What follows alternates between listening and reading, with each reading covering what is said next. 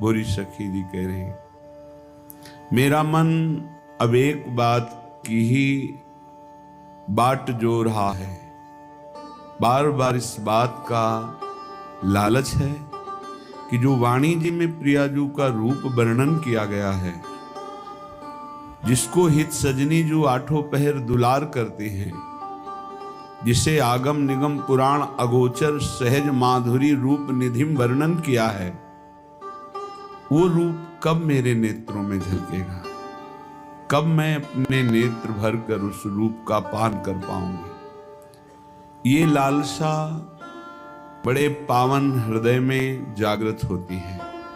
मलिन हृदय में भोगों की लालसा, थोड़ा सुकृतवानों को लोक परलोक की मान प्रतिष्ठा सुख की लालसा, और पवित्र हृदय वालों को मोक्ष की लालसा। लेकिन परम पवित्र, जिसकी मोक्ष की भी चाह नहीं है, उस हृदय में लालसा जागृत होती है, कब मैं अपनी प्यारी जू प्यारे जू को देख पाऊं, जिनके लिए पूरा जीवन अर्पित किया, जैसे भी हैं उनके हैं, तो वो हमको अपने रूप माधुर्य का पान करावें। भोरी सखी जी कह रहे, मेरे दिन दूना रात चौगुना विरह बढ़ रहा है।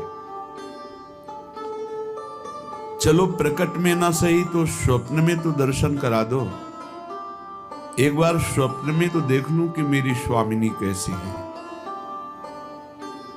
नैननी बसो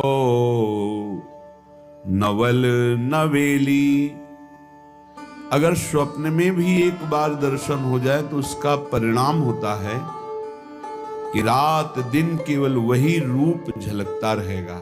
जैसे स्वप्न में ही उषा जी ने अनिरुद्ध जी को देखा था, बस रात दिन उसी रूप का ऐसा प्रभाव पड़ा कि न भोजन अच्छा लगना, न नींद, न किसी से बात करना। भोरी सखी कह रही, असन बसन नहीं भावे, न भोजन अच्छा लगता है, न विश्राम अच्छा लगता है, न अच्छे कपड़े अच्छे लगते हैं। बस यही लगता है क्या करूं, कैसे करूं, कहां जाऊं, कैसे पाऊं प्रियालाल को।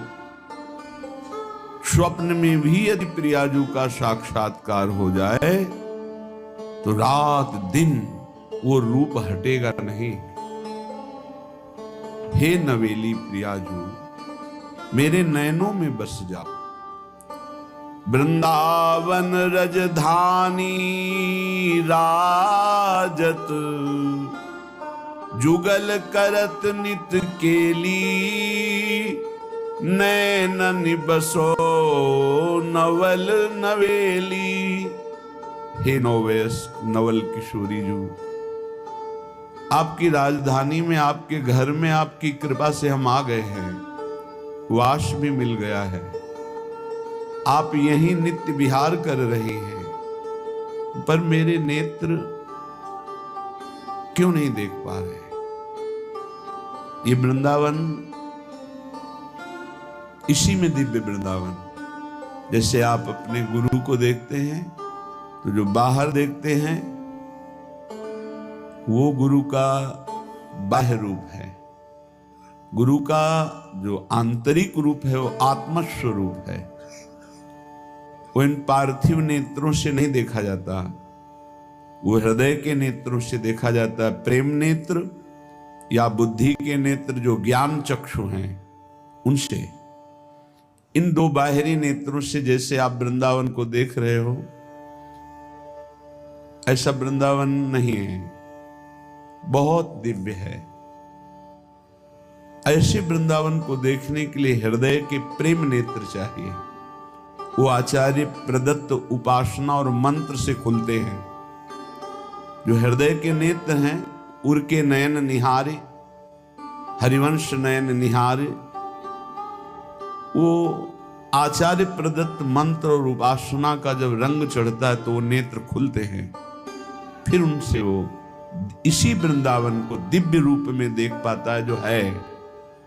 ये जो देख रहे हैं नहीं है। भागवतिक स्वरूप, चिदानंद स्वरूप, नित्य बिहारी श्यामा श्याम की नित्य उपस्थिति इसी वृंदावन में है। पर वो ऐसे ही अगोचर है जैसे गुरु सामने दिख रहे हैं, पर उनका वो बाह्य रूप है।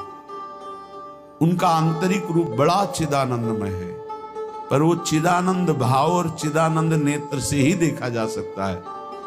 वो ऐसा नहीं है कि कोई स्वांग का रूप हो कि ये ले देख ले। उसी के देखने के लिए नाम मंत्र उपासना दी गई। जितना आप परमार्थ में अपनी शक्ति का प्रयोग करें, उतने ही आप में दिव्य शक्ति बढ़ेगी। जितने आप अपनी शक्ति को भोगों में नष्ट करेंगे, उतने आप असमर्थ होते जाएंगे।